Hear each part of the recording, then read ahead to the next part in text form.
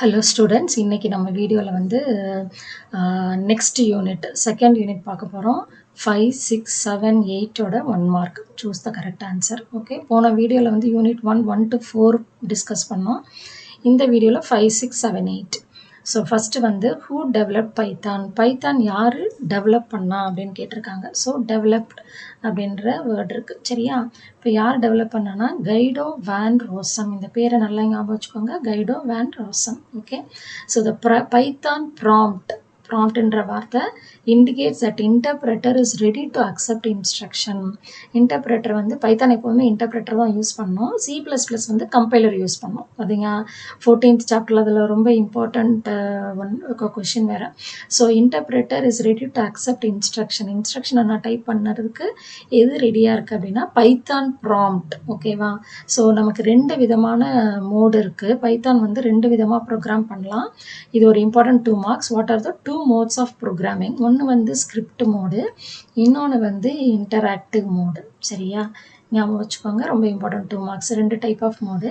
அதில் வந்து இன்டராக்டிவ் மோடில் வந்து கமாண்ட் ப்ராம்ப்ட் வரும். சரியா, ஸோ இதுக்கு பேர் கமாண்ட் ப்ராம்ப்ட். ஸோ என்ன ப்ராம்ப்ட் அப்படின்னா ட்ரிபிள் கிரேட்டர். ஸோ ப்ராம்ப்ட்னா நீங்கள் உடனே ட்ரிபிள் கிரேட்டர். ஓகேவா, ஸோ அது எந்த மோடு அப்படின்னு கேட்கலாம், சம்டைம்ஸ் மாற்றி கேட்கலாம். Interactive mode. Okay, so which are the following shortcut is use to create new python program? புது பைத்தான் ஃபைலு இல்லை பைத்தான் ப்ரோக்ராமை க்ரியேட் பண்ணுறதுக்கு என்ன shortcut கீனா Ctrl+N.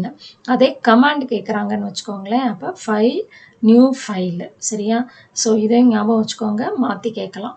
So shortcut key வந்து Ctrl+N, கமாண்ட் வந்து ஃபைல் நியூ ஃபைல். நியூ அப்போ என்னன்றது வார்த்தை இங்கே என்னன்ற ஷார்ட்கட் கீ யூஸ் பண்ணுறோம். சரியா, இதுதான் keyword new. Next, which are the following character is use to give comments? Comment வந்து கொடுக்கணும்னா எந்த கேரக்டர் யூஸ் பண்ணுவோம் அப்படின்னா ஹேஷ். ஓகேவா, ஹேஷ்ன்றது எதுக்கு யூஸ் பண்ணுறோம் அப்படின்னா கமெண்ட் ஒரு லைனில் இருக்கணும்னா சிங்கிள் லைன் கமெண்ட். சரியா, அப்போ மல்டி லைன் ஒரே லைனில் மட்டும் நான் கமெண்ட் எழுதுறேன் அப்படின்னா கமெண்ட் எதுக்கு எழுதுகிறோம் அப்படின்னா நம்ம அண்டர்ஸ்டாண்டிங்காக தான். அது வந்து இன்டர்பிரட்டர் வந்து இக்னோர் பண்ணிடும், அதை வந்து கம்பைலே பண்ணாதது, அதை விட்டுடும். சரியா, அப்போ மல்டி லைன் நிறைய லைனில் நான் கமெண்ட் எழுதணும்னா அப்போ இங்கே எப்படி கொஷின் இருக்கும் அப்படின்னா வெறும் கமெண்ட்டுன்னு இல்லாமல் இதுக்கு முன்னாடி என்ன போட்டிருப்பாங்க அப்படின்னா multi line comment. So multi line கமெண்ட்டாக இருந்ததுன்னா என்ன யூஸ் பண்ணுவோம் அப்படின்னா ட்ரிபிள் கிரேட்டர். ஓகேவா, ஸோ ட்ரிபிள் கோட்ஸ்குள்ளார தான் மல்டி லைன் கமெண்ட் எழுதுவோம். ஸோ இங்கே ஆரம்பிப்போம், நிறைய லைன் எழுதிட்டு திருப்பி ட்ரிபிள் கோட்ஸை க்ளோஸ் பண்ணணும். சரியா, ஓகேவா, ஸோ இதுவும் கேட்க சான்சஸ் உண்டு. ஸோ நான் எங்கெல்லாம் பாசிபிலிட்டி வேறு என்ன மாதிரி கேட்கலாம் அப்படின்றதையும் நான் டிஸ்கஸ் பண்ணுறேன். ஸோ கமெண்ட் சிங்கிள் லைன் கமெண்ட்டாக இருந்தால் ஹேஷ், மல்டி லைன் கமெண்ட்டாக இருந்தால் ட்ரிபிள் கோட்ஸ். ஓகேவா, ஸோ நெக்ஸ்ட், இது simple use to print more than 1 item. More than 1 நிறைய ஐட்டம் ஒரே லைனில் பிரிண்ட் பண்ணோம் அப்படின்னா கமா தான் யூஸ் பண்ணணும். ஸோ பிரிண்ட்டு வெறும் ஏ மட்டும் கொடுக்கணும். நான் ஏ பக்கத்தில் பியோட வேல்யூ வேணும் அப்படின்னா A, B, C. So more than 1 ஐட்டம்னா கமா. ஓகேவா, ஸோ நெக்ஸ்ட்டு அடுத்தது போகலாம்.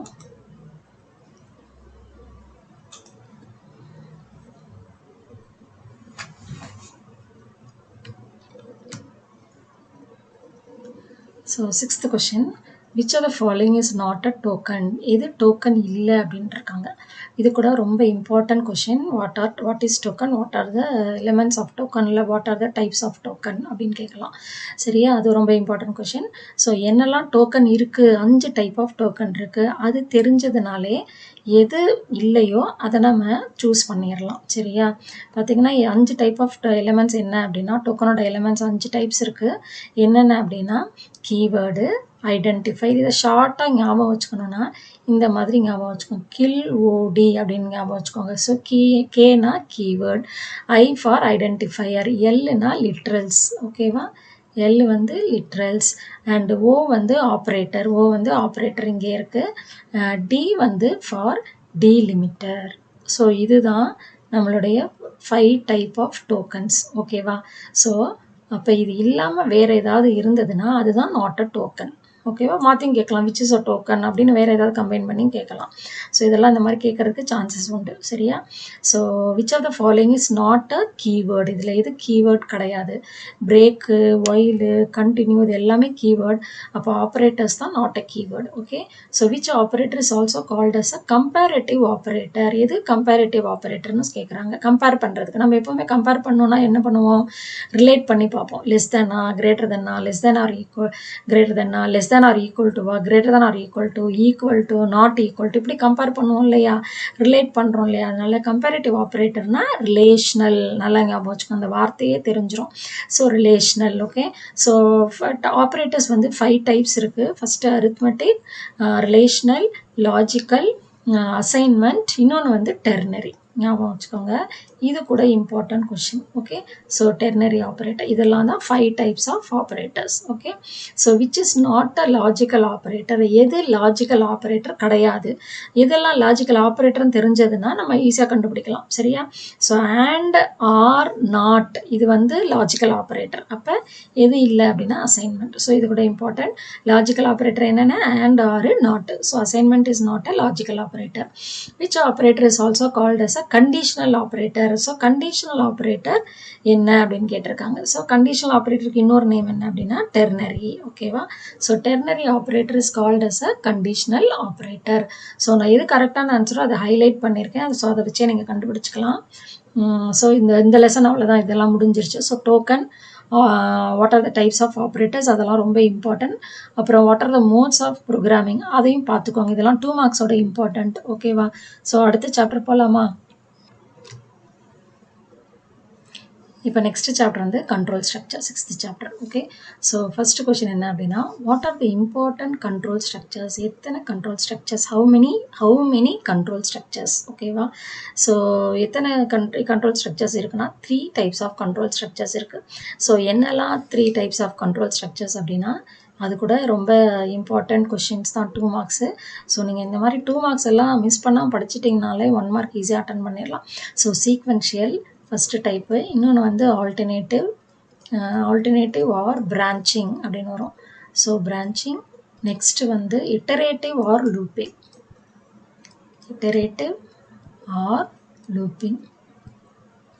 ஸோ இதுதான் 3 இம்பார்ட்டன்ட் கண்ட்ரோல் ஸ்ட்ரக்சர்ஸ். ஸோ 2, 3. ஓகேவா? ஸோ இது important 2 marks also. So how many important control structures? 3 important control structures. LIF can be considered to be the abbreviation of else if.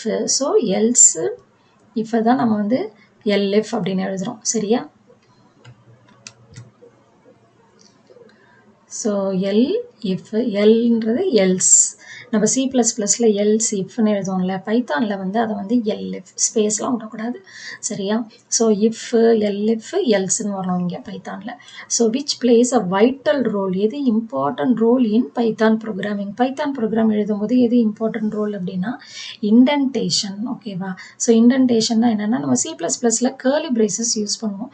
இங்கே curly braces கிடையாது, space தான் use பண்ணுவோம். அதுக்கு பேர் தான் indentation. ஓகேவா? which statement is generally used as a placeholderன்னு வந்தால் pass.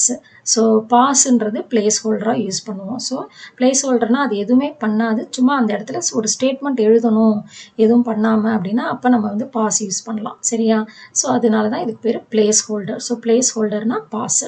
த condition இந்த if statement it should be in the form of. If ஸ்டேட்மெண்ட்டோடைய கண்டிஷன் வந்து எப்படி இருக்கணும்? Condition in the if statement it should be in the form of relational or logical, less than or greater than, and இந்த மாதிரிலாம் use பண்ணுறோம் இல்லையா? So அப்போ தான் வந்து கண்டிஷன் செக் பண்ண முடியும். சரியா? ஸோ கண்டிஷன் வந்தால் relational or logical expression.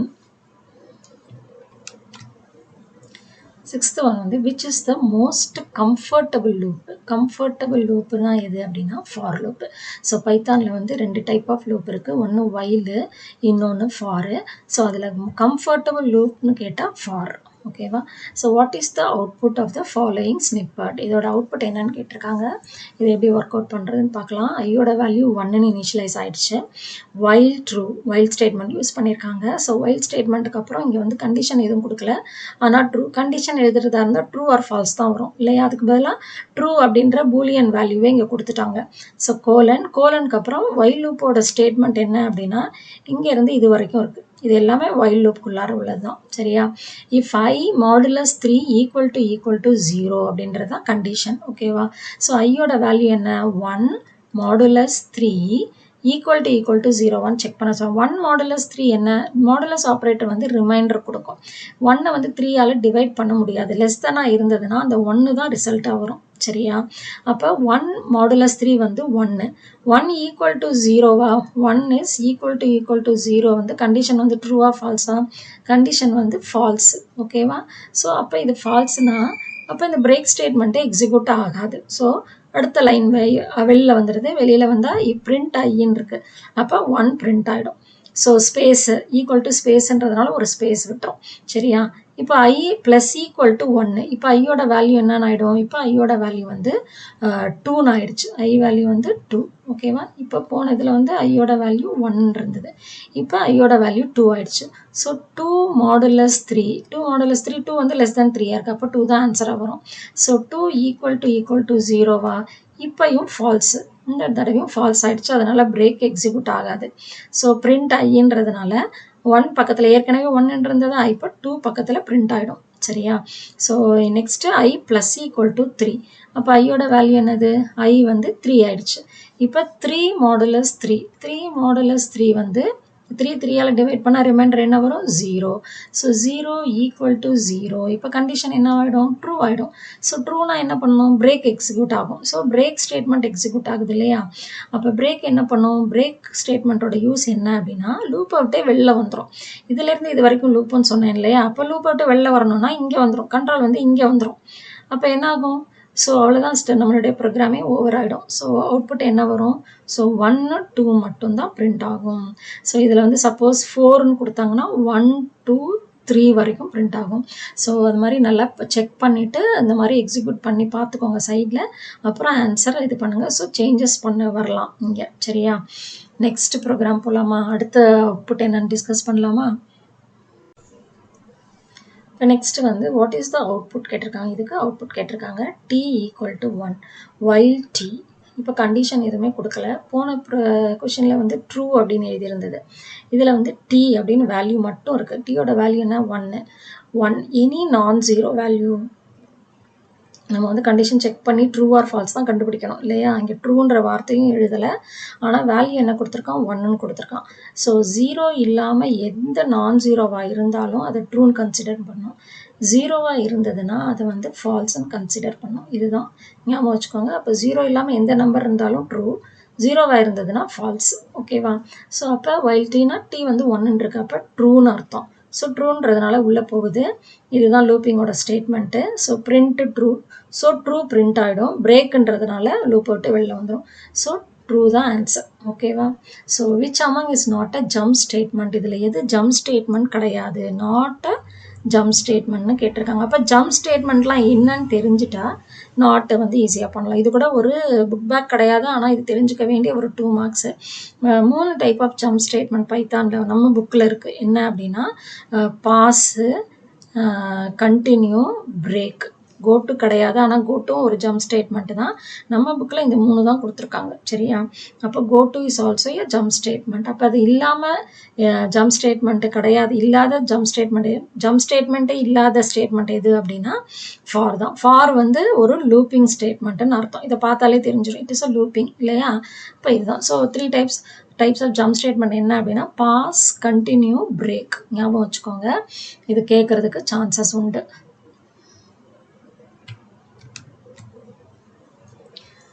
Next which punctuation should be used in the blank. இந்த இடத்துல ஒரு blank கொடுத்துருக்கான். இதில் என்ன சிம்பிள் வரணும்னு கேட்டிருக்கான்.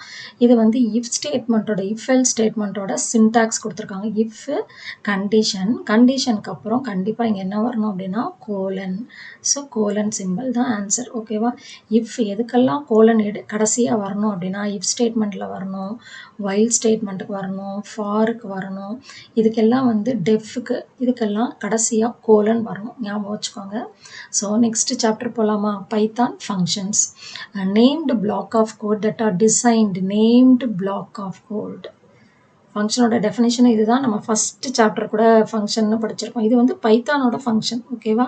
So block of code that are use to do one specific job. ஒரு ஜாபை பண்ணுறதுக்கு நம்ம எழுதுகிற குரூப் ஆஃப் ஸ்டேட்மெண்ட், அதுதான் பிளாக் ஆஃப் கோடுன்னு அர்த்தம். அதுக்கு ஒரு நேமை கொடுத்துருந்தா அதுக்கு பேர் தான் ஃபங்க்ஷன். அதனால தான் நேம்டு. நல்லா ஞாபகம் வச்சுக்கோங்க. Named block of code. அந்த ஃபங்க்ஷனை கூப்பிட்டா தான் அது எக்ஸிக்யூட் ஆகும். அப்போ அதுக்கு கண்டிப்பாக ஒரு பேர் கொடுக்கணும். So named block of code அப்படின்னா ஃபங்க்ஷன். ஓகேவா? ஸோ நம்ம எழுதும்போது எப்படி எழுதுவோம்னா டெஃப்பு ஏதோ ஒரு நேம். இங்கே நான் டெஸ்ட்டு அப்படின்னு நான் எழுதுறேன்னு வச்சுக்கோங்களேன். அதுதான் ஃபங்க்ஷன். அப்புறம் இங்கே வந்து நம்ம வேணும்னா வேரியபிள் கொடுக்கலாம், பேராமீட்டர் கொடுக்கலாம், இல்லைனா கொடுக்காமலும் இருக்கலாம். கோலன் வைப்போம். அப்புறம் இந்த எல்லா ஸ்டேட்மெண்ட் எழுதுவோம். அப்போ நேம், இதோடைய பேர் என்ன? இதுதான் டெஸ்ட்டுன்றதான். So named block of code அப்படின்னா ஃபங்க்ஷன். அப்போ இது ஒரு ஃபங்க்ஷன். டெஸ்ட்டுன்ற ஃபங்க்ஷன் டிஃபைன் பண்ணியிருக்கேன்னு அர்த்தம். சரியா? அடுத்தது பார்க்கலாமா? Next a function which call itself is called as what? அப்போ நிறைய டைப்ஸ் ஆஃப் ஃபங்க்ஷன் இருக்குது. 4 டைப்ஸ் ஆஃப் ஃபங்க்ஷன் நம்ம புக்கில் இருக்குது. சரியா? அது தெரிஞ்சிட்டோன்னா அது கூட ஒரு 2 மார்க்ஸ், இம்பார்ட்டன்ட் 2 மார்க்ஸ். என்னென்ன ஃபங்க்ஷன் அப்படின்னா பில்டின், ரிகர்ஷன், லாம்டா, ரிட்டர்ன் கிடையாது. இன்னொரு ஃபங்க்ஷன் என்ன அப்படின்னா யூசர் டிஃபைன் அர்த்தம். இதுதான் 4 டைப்ஸ் ஆஃப் ஃபங்க்ஷன். இதில் which function which call itself அப்படின்னு அர்த்தம். திருப்பி அதையே கூப்பிட்டுக்கும். அதுக்கு பேர் என்ன அப்படின்னா ரிகர்ஷன். ஓகேவா? ஸோ இது கூட டைப்ஸ் ஆஃப் ஃபங்க்ஷன் ஒரு இம்பார்ட்டன்ட் 2 மார்க்ஸு படிச்சுக்கோங்க. ஸோ விச் கால் இட்செல்ஃப்னா recursion. Which function is called anonymous and unnamed. So நான் சொன்னேன் போன தடவை அந்த ஃபங்க்ஷனோட டெஃபினேஷன் நம்ம பார்க்கும்போதே ஃபங்க்ஷன்னா ஒரு நேம்டு பிளாக், நேம் கொடுத்துருக்கணும்னு சொல்கிறேன். அப்போனா பேரே இல்லாத ஃபங்க்ஷன் அனானிமஸ் அன்னேம்டு. பேர் இல்லாத ஃபங்க்ஷன் எது அப்படின்னா லாம்டா. ஓகேவா? ஸோ அனானிமஸ் அன்னேம்டு தான் lambda. which of the following keyword is used to begin the function block? Function எழுதும்போது என்ன கீவேர்டு யூஸ் பண்ணுவோம்? சரியா? begin the function block. அப்போ டெஃப்.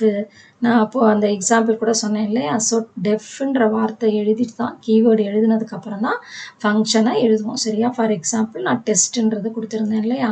அப்போ டெஃப்ன்ற வார்த்தை தான் ஃபஸ்ட்டு எழுதணும். So that is the keyword. So next colon வந்து கடைசியாக வைக்கணும். அது கூட ஒரு கொஷின் இருக்குது. Which are the following keyword is use to exit.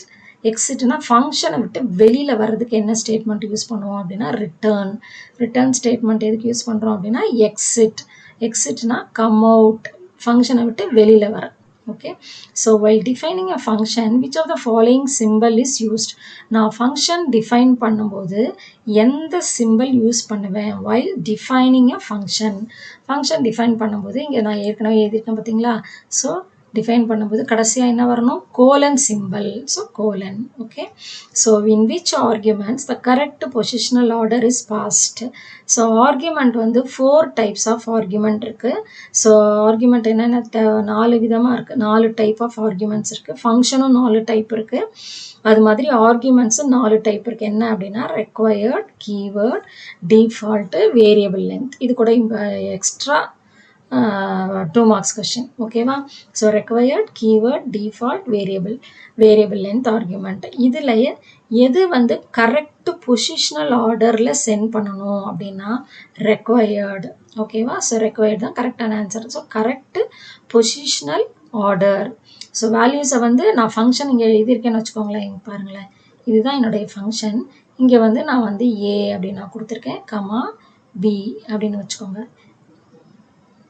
For example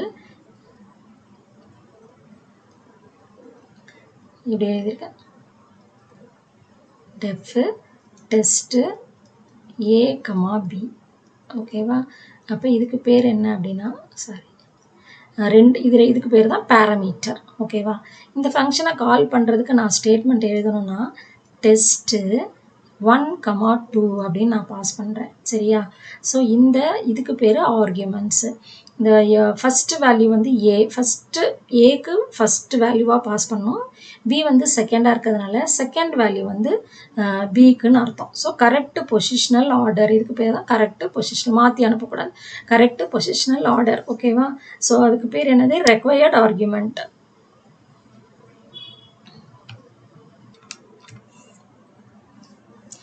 so next பார்க்கலாமா? நெக்ஸ்ட் ஒன் வந்து 8th question number 8. Read the following statement and choose the correct ஸ்டேட்மெண்ட்டை சூஸ் பண்ணிட சொல்லியிருக்காங்க. ஸோ 2 ஸ்டேட்மெண்ட் கொடுத்துருக்காங்க. First one, in Python you don't have to mention the specific data type mention பண்ண தேவையில்லை, டோன்ட்டுன்னு கொடுத்துருக்கான். So don't have to mention the data type அப்படின்னு சொல்லியிருக்கான். ஆமாம், C++ல தான் நம்ம டேட்டா டைப் இன்ட் ஏ, ஃப்ளோட் பி அந்த மாதிரி கொடுக்கணும். இங்கே வந்து அந்த மாதிரி நம்ம சொல்ல மாட்டோம். ஸோ அதனால் ஃபஸ்ட்டு ஸ்டேட்மெண்ட் வந்து கரெக்ட். ஸோ இது வந்து கரெக்ட். ஓகேவா? இது வந்து என்ன அப்படின்னு பார்க்கலாமா? So Python keywords can be used as a function name. ஃபங்க்ஷனோட நேமாக பைத்தானுடைய கீவேர்டை யூஸ் பண்ணலாம் அப்படின்னு சொல்லியிருக்கான். ஸோ இது வந்து கரெக்ட் கிடையாது, ராங். அதனால் ஏன்னா இஃப்ன்றது ஒரு கீவேர்டு. ஸோ இஃப்னு எழுதக்கூடாது. நான் இப்போ வந்து இஃப் அப்படின்னு எழுதுனா இது வந்து ராங். சரியா? ஸோ இது வந்து ஏன்னா இது வந்து keyword. Okay, so first is correct, second one வந்து wrong. Pick the correct one to execute the given statement. If statement கொடுத்துருக்கான், இங்கே என்ன வரும் அப்படின்னு கேட்டிருக்கான். இங்கே என்னன்னு பாருங்க, print statementல x is a leap year. leap yearனா எப்படி கண்டுபிடிப்போம்? கொடுத்த இயரை 4ஆல் டிவைட் பண்ணிட்டு அதோட ரிமைண்டர் 0வா இருந்ததுன்னா லீப் இயர்னு அர்த்தம். அப்போ இது கரெக்டானது. எக்ஸ் ரிமைண்டர் கண்டுபிடிக்க என்ன ஆப்ரேட்டர் யூஸ் பண்ணுவோம்? Modulus. So X modulus 4 equal to 0. இதுதான் கரெக்டான ஆன்சர். ஸோ ஒரு ஈக்குவல் டு, இங்கே பார்த்தீங்கன்னா ஒரு ஈக்குவல் டு கொடுத்துருக்கான். இது தப்பு. ஏன்? இது வந்து இட் இஸ் ராங். இதுதான் கரெக்டு. ஏன் அப்படின்னா டபுள் ஈக்குவல் டு கொடுக்கணும். செக் பண்ணுறதா இருந்தால் டபுள் ஈக்குவல் டு தான் வரணும். சரியா? இப்போ எக்ஸ் மாடுலஸ் 4 ஈக்குவல் டு 0. இதுதான் கரெக்டான answer. Next, which are the following keyword is use to define function test Python. ஒரு ஃபங்க்ஷன் டெஸ்ட் பைத்தான் ஒரு ஃபங்க்ஷனை டிஃபைன் பண்ணணும்னா ஃபர்ஸ்ட் என்ன எழுதணும்? எந்த கீவேர்டு யூஸ் பண்ணுறோம்? எப்போதுமே நான் முன்னாடியே சொல்லியிருக்கேன், Python function start with keyword டெஃப்னு எழுதிட்டு அப்புறம் டெஸ்ட் பைத்தான் எழுதணும். ஸோ டெஸ்ட் பைத்தான் இப்படி தான் எழுதணும். சரியா? ஸோ இதுதான் வந்து டெஃப்ன்ற கீவேர்டு தான் யூஸ் பண்ணணும். சரியா? ஸோ இந்த சாப்டர் அவ்வளோதான். நெக்ஸ்ட் சாப்டர் போகலாம். ஸோ 8th சாப்டர் ரொம்ப இம்பார்ட்டன்ட் சாப்டர். நிறைய அப்ளிகேஷன் பேஸ்ட் கொஷின்ஸ் இதில் இருக்குது. ஸ்ட்ரிங்ஸ் அண்ட் ஸ்ட்ரிங் மேனிப்புலேஷன், இதில் ஒரே ஒரு 5 மார்க்ஸ் இருக்குது. அது கூட ரொம்ப இம்பார்ட்டன்ட். தியரியாக கேட்கலன்னா அதிலேருந்து அப்ளிகேஷன் பேஸ்டாக கண்டிப்பாக கேட்பாங்க, பார்த்துக்கோங்க. So first question, which are the following is output. என்ன இதோட அவுட்புட் என்ன அப்படின்னு கொடுத்துருக்காங்க. str1 equal to Tamil Nadu. String, இது ஒரு ஸ்ட்ரிங்கு. தமிழ்நாடுன்ற இது வந்து str1ஓட வேல்யூ வந்து தமிழ்நாடு. டபுள் கோட்ஸ்குள்ளரையோ சிங்கிள் கோட்ஸ்குள்ளே கொடுத்தா அதுக்கு பேர் ஸ்ட்ரிங்கு.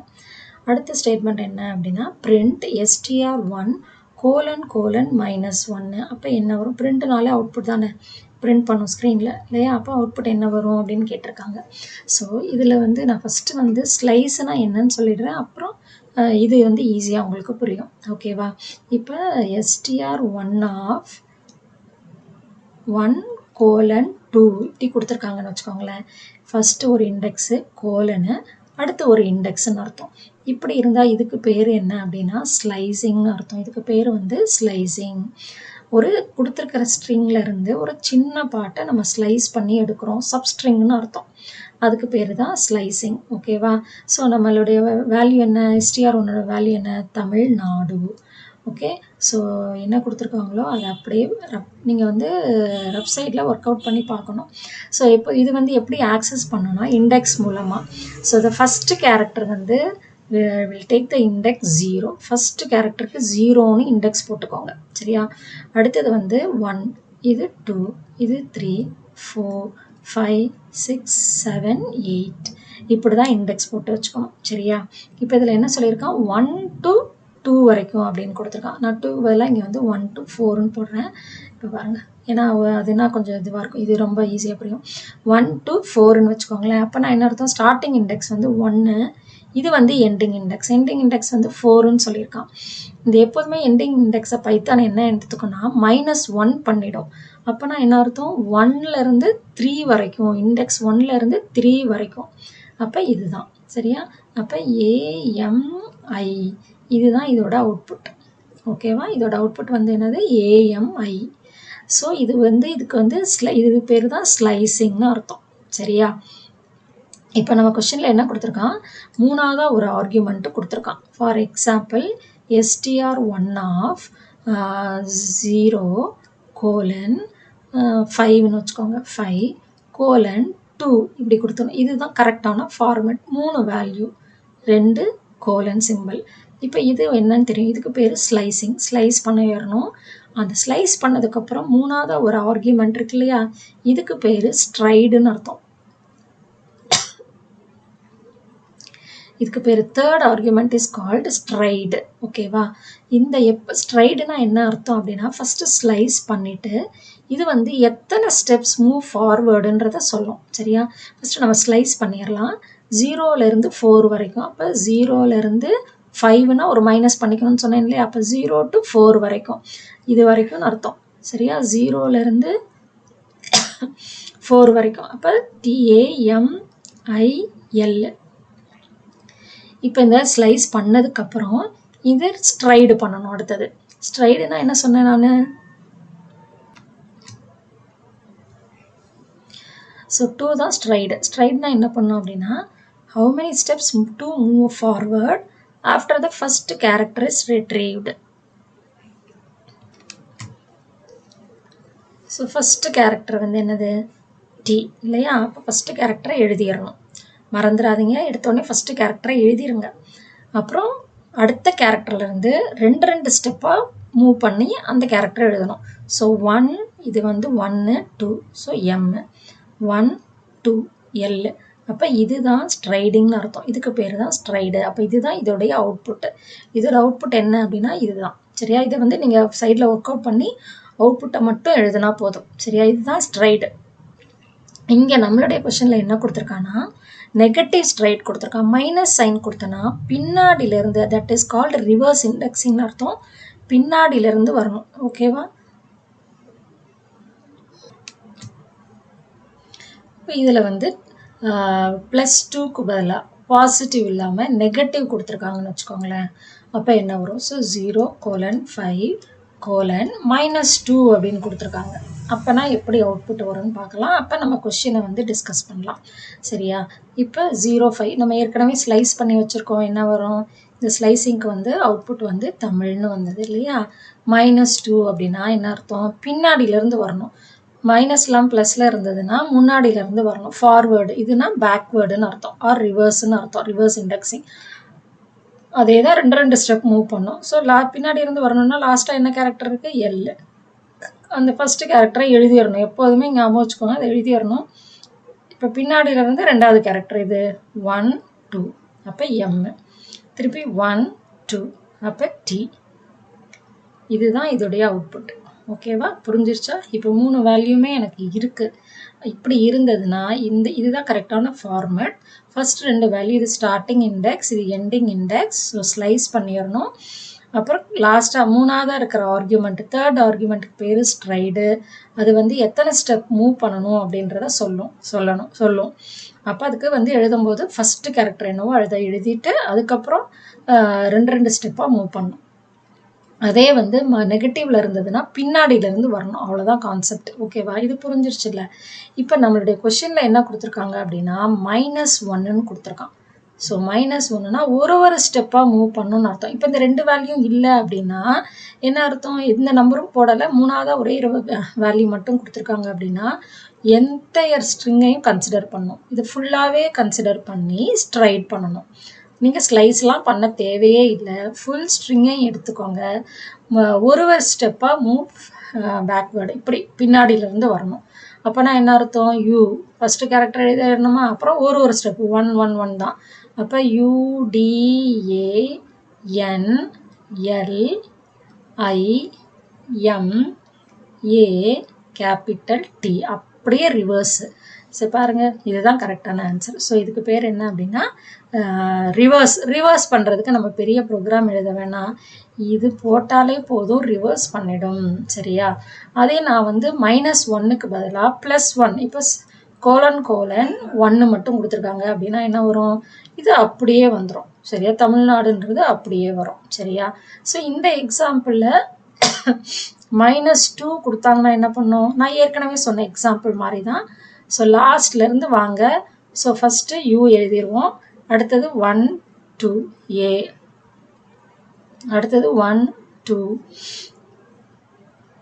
L, திருப்பி 1 2 M, 1 2 கேபிட்டல் T. அங்கே கேபிட்டல் இருந்தால் கேபிட்டல் தான் எழுதணும். சரியா? ஸோ இது வந்து -2க்கு. ஓகேவா? -2 இருந்தால் இதுதான் ஆன்சர். ஸோ எப்படி வேணால் கேட்கலாம். -1னா ஒன்றுமே கிடையாது, இது எல்லாமே கன்சிடர் பண்ண தேவையில்லை. புக் பேக்கில் இருக்கிறத அப்படியே கேட்குறாங்க அப்படின்னா -1னா ஜஸ்ட்டு ரிவர்ஸ் பண்ணி போடுங்க, அப்படியே மாற்றி பின்னாடியிலேருந்து எழுத ஆரம்பிங்க. அதுதான் இதோடைய ஆன்சர். ஓகேவா? ஸோ இதுக்கு பேர் என்ன அப்படின்னா ஸ்ட்ரைடுன்னு அர்த்தம். So next, what will be the output of the following code? இதுவும் அவுட்புட் கேட்டிருக்கான். STR1 வந்து ஒரு ஸ்ட்ரிங்கு, சென்னை ஸ்பேஸ் ஸ்கூலு அப்படின்னு. STR1 of 7 equal to -. 7ல் போய் இந்த கேரக்டரை இன்சர்ட் பண்ண சொல்லியிருக்கான். ஸோ 0 1 2 3 0லேருந்து ஆரம்பிங்க. 0 1 2 3 4 5 6 7ன்றது ஸ்பேஸில் இந்த ஹைஃபன் போடணும் அப்படின்னு. ஆனால் வராது. இது வந்து டைப் எரர்னு தான் சொல்லணும். ஏன் அப்படின்னா ஸ்ட்ரிங்ஸ் ஆர் இம்மியூட்டபிள், நம்ம சேஞ்ச் பண்ண முடியாது இந்த மாதிரியெல்லாம். சரியா? அதனால இந்த மாதிரிலாம் கொடுத்தாங்கன்னா ஸ்ட்ரிங்குக்கு டைப் எரர்னு எழுதணும். சரியா? Which are the following operator is used for concatenation? String operator ரொம்ப இம்பார்ட்டன்ட். ஒரே ஒரு detail questions. Different types of 5 types of string operators இருக்குது, ஸ்ட்ரிங் ஆப்ரேஷன்ஸ் இருக்குது. என்னென்ன அப்படின்னா கன்காட்டினேஷன், நெக்ஸ்ட்டு வந்து அப்பெண்டிங், அடுத்தது வந்து ரிப்பீட்டிங். இது கூட ரொம்ப இம்பார்ட்டன்ட், படிச்சுக்கோங்க. ரிப்பீட்டிங். 4th ஒன் வந்து ஸ்லைசிங், அடுத்தது வந்து ஸ்ட்ரைடு. Stride when slicing. ஓகேவா? ஸோ கன்காட்டினேஷனுடைய சிம்பிள் என்னன்னு கேட்டிருக்கான், ப்ளஸ்ஸு. அப்போ அப்பெண்டிங்கோட சிம்பிள் என்ன அப்படின்னா ப்ளஸ் ஈக்குவல் டு. ரிப்பீட்டிங்கோட சிம்பிள் என்ன அப்படின்னா ஆஸ்ட்ரிக்ஸ். ஓகேவா? ஸ்லைசிங்க்கு என்ன அப்படின்னா கோலன். ஸ்ட்ரைடுனா என்ன அர்த்தம்? ஸ்ட்ரைடுக்கு சிம்பிள்னு சொல்ல மாட்டாங்க, தேர்ட் ஆர்குமெண்ட். ஓகேவா? இதெல்லாம் கேட்கறதுக்கு சான்சஸ் உண்டு. ஓகே?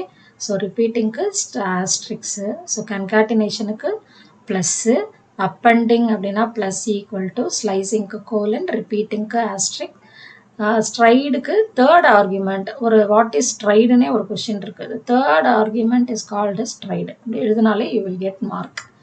ஓகேவா? ஸோ இப்போ அடுத்தது போகலாமா?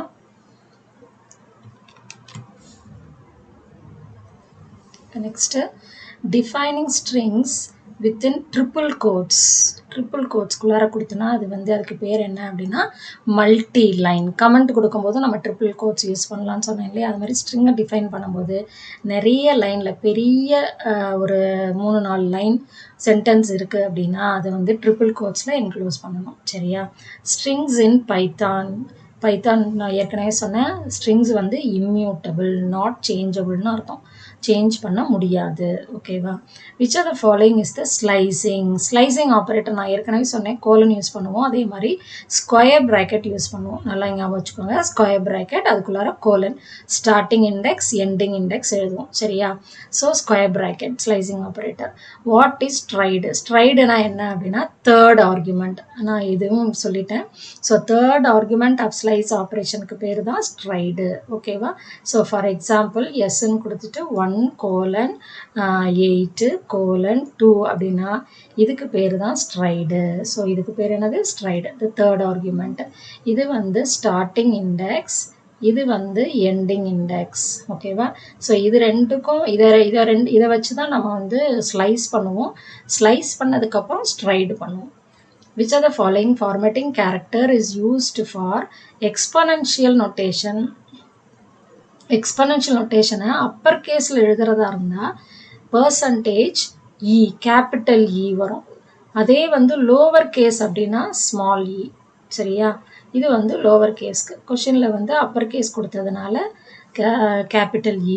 எக்ஸ்பொனண்ட் அப்போ ஈன்றது எக்ஸ்பொனண்ட்ன்றதுக்கு இ ஃபஸ்ட் லெட்டர் இருக்குல்ல, அதுதான் இங்கே யூஸ் பண்ணுறோம்.